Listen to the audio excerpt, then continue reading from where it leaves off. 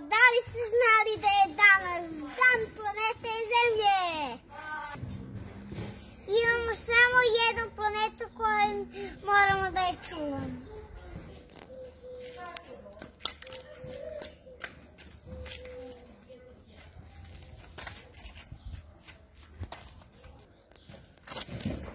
Stoj! Ne zagađaj! Može. Hajde. Đubre bacaju kantu. Jasno. Ne, to možda recikliraš. Ne, to možda recikliraš. Reciklirajte plastiku, karton i aluminij. Ovako. Ovako.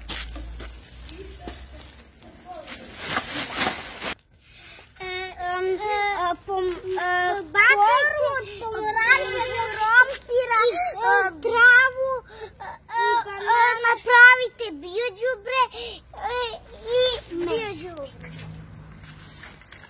Ja ću, Pavle. Pavle, ja ću.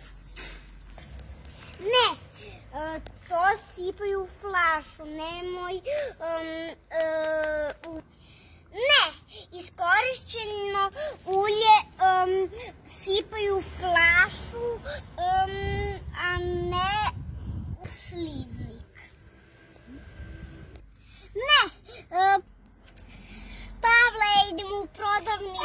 Da, bolje da idemo pešaka, pošto zagađujemo vazduh.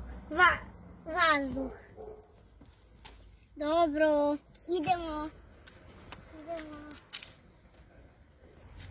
Ne! Ne! Šta je bilo? To je otrovno za pčele. Pa šta? Pa ko će onda da ti upražuje voće i povrće? Pčele. Pa kako ako ih sve otrujemo? Jovane, gazi svetlo. Zar ne vidiš da je dan? Vidi. Onda što to radiš? Pa, ne znam. Ne! Ne! Mi štedimo vodu i